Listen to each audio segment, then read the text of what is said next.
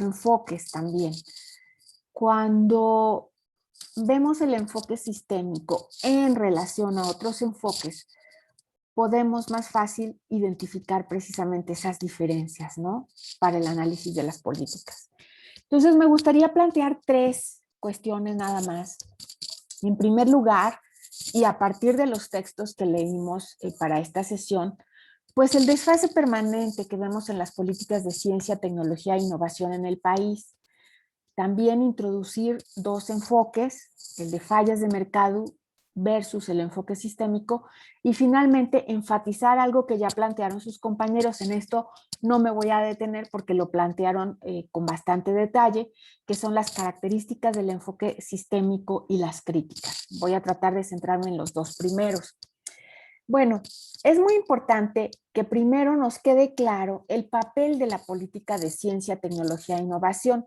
Si recuerdan las lecturas de la sesión anterior, particularmente la clasificación que hacía Martin, él señala que desde los 90 para acá, al impulsarse en el estudio, tanto a nivel teórico como en el diseño, un enfoque más integrado, se les empezó a llamar políticas de innovación, pero esto no implicaba que ya no eran también políticas de ciencia y tecnología, era simplemente pues integrar en este concepto de origen más sistémico a la ciencia, la tecnología y la innovación. Pero la pregunta que emerge, yo creo, a todas luces, o la pregunta principal es, ¿qué es la política de innovación?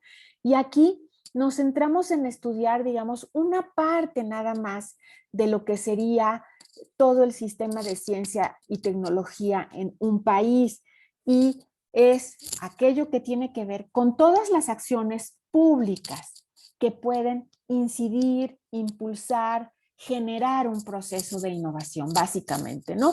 Su maestría es en economía, política y gestión de la innovación. Ahorita estaríamos precisamente en esa parte de la acción pública. ¿Qué hace el gobierno para impulsar la innovación? Es el primer eje que tenemos que tener en cuenta. El segundo eje es cuáles son los objetivos de la política de innovación. Y como ustedes comentaban hace rato, estos objetivos pueden ser múltiples, ¿sí? Desde la perspectiva de los sistemas de innovación, empezaron siendo económicos, ¿sí? Porque el supuesto del que partían es que la innovación tecnológica iba a incidir en el crecimiento económico, y con un crecimiento económico pues iba a ser posible hacer una distribución del ingreso pues más equitativa que impulsara el desarrollo social, por ejemplo. Este era el supuesto base. Sin embargo, pues esto se ha cumplido muy escasamente. Yo no estoy tan segura de que sea porque los planteamientos de esta política están mal, sino porque su implementación, yo sería más de que el problema ha sido la implementación, por ejemplo, y el escaso uso de un enfoque sistémico.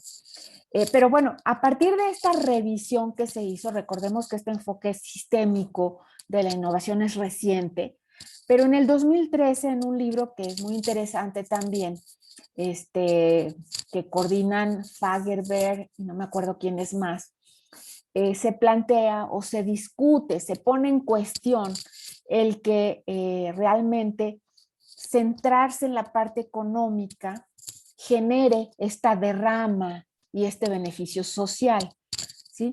Entonces, se piensa que la política de innovación también puede tener otros objetivos, ¿sí? No solo económicos, también puede centrarse en los objetivos sociales, militares, ambientales, culturales, o una combinación de estos. No tiene por qué seleccionar solo uno.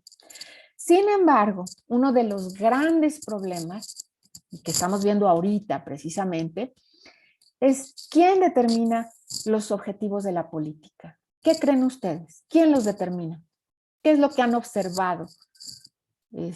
Por lo menos desde que están en la maestría.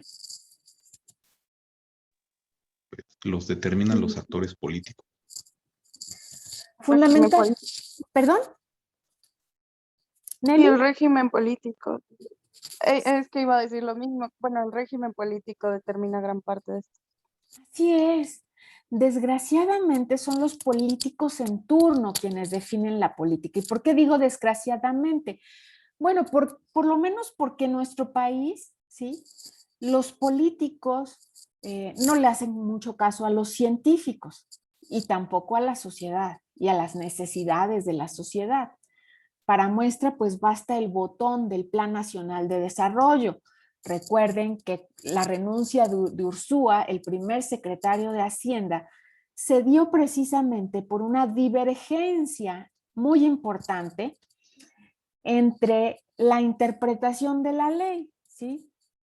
Aquí hay una ley que dice que cada gobierno tiene que plantear los objetivos en el Plan Nacional de Desarrollo. Estos objetivos tienen que tener metas medibles, evaluables, tiene que haber acciones, tiene que haber estrategias y luego este PND se tiene que todavía aterrizar más a través de los programas sectoriales. Entonces se hizo un Plan Nacional de Desarrollo siguiendo las directrices de la ley, pero al presidente o al gobierno, digamos en turno, no le gustó. Entonces hizo un Plan Nacional de Desarrollo, pues que pudiéramos decir es más sentimental, no sé si esa sería la palabra más adecuada, pero que no cumple con los lineamientos de la ley y que mucho menos parte de un diagnóstico específico, con datos duros, con evidencia de lo que está ocurriendo a nivel nacional, y tampoco le hace caso a los científicos, por supuesto, a los expertos. Yo les diría en este sentido que a mí me parece, de acuerdo a lo que yo observo, en este gobierno, ni siquiera en la terrible eventualidad que estamos sufriendo, que es la pandemia generada por la COVID, se ha hecho caso a los científicos, ¿no? A los expertos.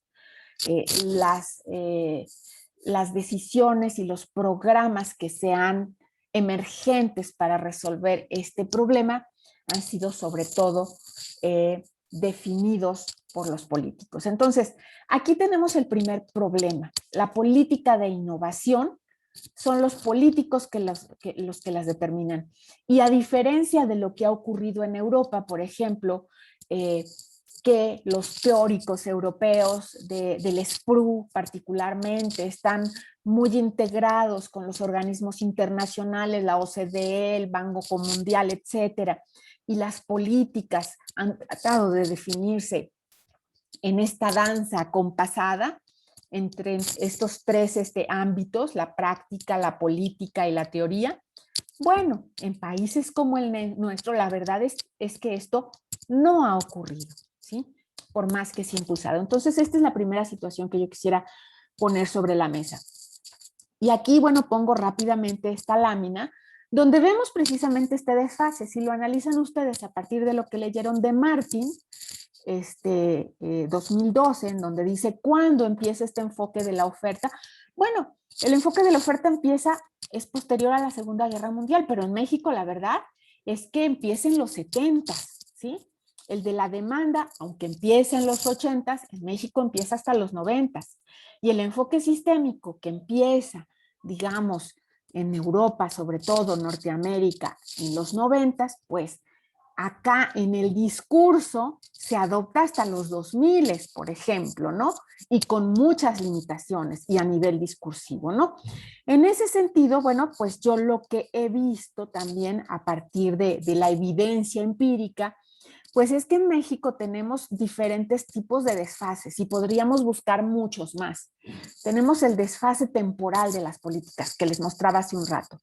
El desfase entre el diseño y los instrumentos de política que se plantean en la lectura, pues ya están más asociados a lo que se quiere lograr, a la acción, y van acompañados de recursos económicos, recursos humanos, infraestructura, etcétera. Pero en el diseño, pues pueden oír ustedes muchas cosas, ¿no? Se habla de ciudades del conocimiento, se habla de sistemas de innovación, ahora hasta ecosistemas de innovación les llaman, ¿no? Y hablan de la tetrahélice y hablan de la triple hélice. Pero ojo, por favor, ustedes son analistas. Entonces, no podemos creernos lo que nos dicen los políticos, ¿sí? Ellos hablan, usan este lenguaje, pero es muy diferente cuando analizamos los instrumentos que a lo mejor están más o menos alineados, pero que cuando vemos la acción, pues es un desastre ya, ¿no? Ese es otro desfase. Otro desfase, yo lo diría, es entre el corto y el largo plazo.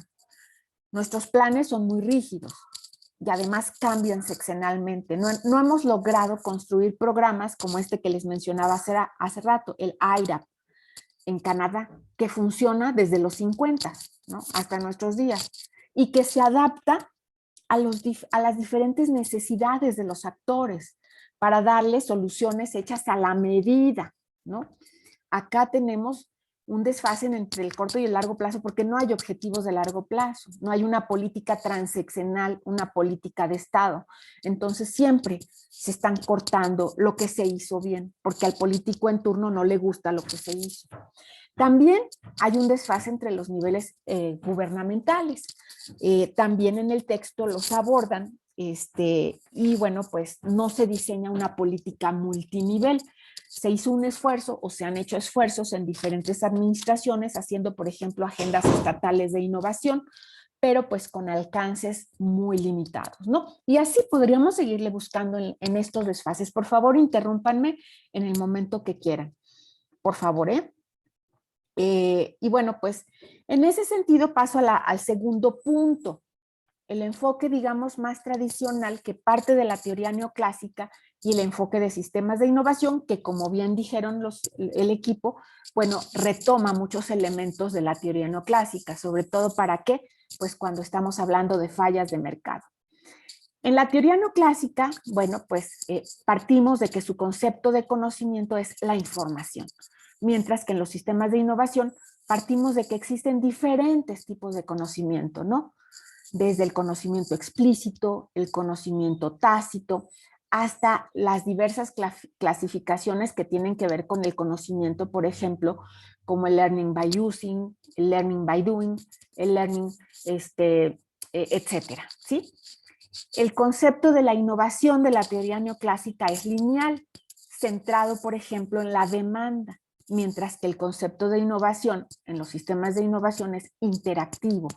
¿Qué quiere decir esto? Que pueden mantener diferentes enfoques, pero que lo que busca finalmente es la articulación de diferentes flujos financieros, de información, de recursos humanos, de actores, de organizaciones diversas. Finalmente, el fundamento en la teoría neoclásica para la intervención pública principalmente es la falla de mercado. Si el mercado falla, entonces entra el gobierno a poner algunos tabiques para que esto mejore, ¿sí? Para impulsar al mercado. Sin embargo, en los sistemas de innovación, el fundamento para la intervención pública pues son los problemas sistémicos, ¿sí? O sea, a ver, ¿qué en todo el sistema está funcionando mal? ¿Cómo los podemos articular? No es solo el mercado, puede ser la sociedad, puede ser el gobierno, pueden ser los flujos de información, pueden ser los flujos económicos, ¿sí? Entonces, acá, digamos, la visión es más holística, ¿no? Y bueno, en esta lámina,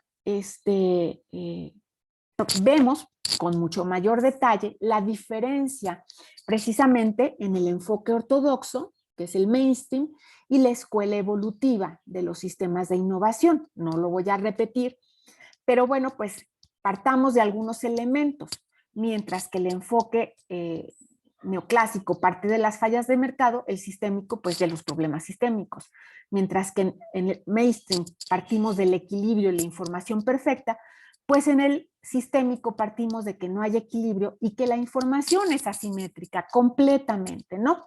En ese sentido, bueno, el enfoque sistémico nos habla de contextos y por eso el path dependent se convierte en una cuestión fundamental para explicar cómo estamos, ¿sí? El enfoque de fallas de mercado, pues es un enfoque mucho más lineal, puede ser claro también y simple, más lineal y sencillo de implementar. Sin embargo, una de las principales críticas que podemos hacer al enfoque de sistemas de innovación es que creemos que la realidad es así, pero no es así. O sea, nosotros tenemos este enfoque y lo que tenemos que hacer es comparar la realidad para ver qué le falta de todos estos parámetros que existen para poder mejorar y establecer y diseñar políticas que nos ayuden a aliviar esos elementos, ¿no? En ese sentido, bueno, pues aquí insisto, ¿en qué sería un problema sistémico? Pues aquel que se centra en la transición, en los flujos, en las condiciones básicas para que haya innovación. Y aquí puede ser infraestructura física, de recursos humanos, de inversión, las redes, ¿sí? No repito la cuestión de problemas duros y suaves, bueno, la cultura organizacional, la cultura administrativa, la cultura empresarial se convierte en uno de los talones de Aquiles de nuestro sistema de ciencia y tecnología. La cultura empresarial en México es una cultura aversa al riesgo, aversa a la inversión en ciencia y tecnología, que prefiere comprar definitivamente en Estados Unidos, por ejemplo, una máquina que le haga todo, a arriesgar dinero y a asociarse con la universidad, por ejemplo. Hablamos también en términos de problemas sistémicos cuando tenemos desbalances, por ejemplo, en estos mecanismos de exploración y explotación. Nos dedicamos a explotar lo que sabemos hacer, ¿sí? Para tener ganancias, pero no dedicamos recursos, por ejemplo, a explorar y generar nuevos conocimientos, ¿no? Entonces, tampoco trabajamos en la complementariedad. ¿Qué podemos hacer los diferentes actores para trabajar colectivamente, para lograr solucionar los problemas, ¿no? Entonces, bueno, en esto es en lo que tenemos que enfocarnos cuando hablamos de problemas sistémicos, ¿no? Y obviamente, pues también encontramos vacíos y problemas en esta perspectiva. Y bueno, pues uno de los principales es que tenemos que trabajar desde el nivel local, regional, tecnológico, sectorial y nacional. Y las soluciones para cada uno de estos niveles son sumamente complejas. Los mecanismos que hay que impulsar a nivel, en todos estos niveles para lograr el aprendizaje son tan vastos que comúnmente pues tenemos muchos errores en el diseño de las políticas, porque desde el centro no se puede abarcar todo, porque siempre se selecciona algo y porque además pues la incertidumbre es enorme y no tenemos control. Y aquí pues tendríamos que hacer uso de otras teorías y no se han hecho uso de esas otras teorías en la economía, ni siquiera en la economía evolutiva, ¿no? Es una tarea pendiente que muchos economistas han puesto sobre la mesa también, ¿no? Y aquí, bueno, retomo una tabla que elaboró pues una estudiante en su trabajo de investigación y que voy a invitar en algún momento para que venga a presentarlos, en donde pues analiza, por ejemplo, cómo estos enfoques están presentes ahorita, que todavía no tenemos aprobado, digamos, del conocimiento público y en operación un programa de ciencia y tecnología, pero que tenemos un conflicto grande por la agenda, en donde hay diferentes coaliciones y donde a pesar, por ejemplo, de que el gobierno se presenta a sí mismo como un gobierno por los pobres, social, pues vemos que está aplicando, digamos, parámetros que vienen de la más férrea tradición neoclásica. Y ustedes me van a decir, no es cierto. No, pues sí es cierto. Cuando analizas que el gobierno, por ejemplo, en este caso llamado Coalición A, dice que, bueno, pues él tiene una política de austeridad republicana, que hay que hacer más con menos, y que prioriza la ciencia básica, etcétera. Pero cuando ves el dinero que está invirtiendo en ciencia, tecnología e innovación, pues no hay dinero. O sea, hemos tenido las más grandes reducciones de los últimos 25 años, por ejemplo, ¿no? Pero además quiere que las empresas incrementen la inversión privada, pero al mismo tiempo no pone incentivos para que esto ocurra, ¿no? El escándalo mayor es que la vacuna que tanto están promoviendo, pues es una vacuna que no está diseñada en México, que no es con investigación mexicana, sino que es una alianza con una empresa extranjera que les da el know-how para que se produzca en México. O sea, estamos volviendo a las etapas en donde yo diría pues más cercanas al panismo inicial que tuvimos en los 2000. La Universidad Autónoma de Querétaro, que tiene un desarrollo para entrar a primeras pruebas, dice no hemos podido recibir ningún tipo de recurso para seguir experimentando con esta vacuna, ¿no? En ese sentido, también, por ejemplo, mientras que las instancias internacionales han señalado que se tiene que llegar al 1%, y esto se planteó desde el primer plan de largo plazo de ciencia y tecnología en el país de 1970, que llegaríamos al 1% en 1995, y se ha planteado en diferentes programas de ciencia y tecnología, pues ahora la directora de CONACYT ha planteado que pues no, que en realidad nosotros podríamos muy bien tener ciencia y tecnología con un 0.5% del PIB, ¿no? Entonces, pues aquí tenemos que la coalición gubernamental está impulsando una perspectiva neoclásica en este sentido, y que la coalición B, pues sí parte de un enfoque más sistémico, ¿no? Entonces, ojo, este es un ejemplo nada más, no lo voy a abordar todo porque me llevaría demasiado tiempo, en el que vemos, si analizamos cosa por cosa, que hay muchas convergencias en realidad en la comunidad científica y el gobierno, y hay divergencias importantes también, ¿no? Y que en la coalición gubernamental, pues ni todo lo que dicen es cierto, ni el enfoque que discursivamente plantean se sostiene con la evidencia empírica que tenemos, ¿no? Y bueno, pues yo lo dejaría hasta aquí y no me llevé los 10 minutos que dije que me iba a llevar, pero bueno, no sé si hubiera preguntas.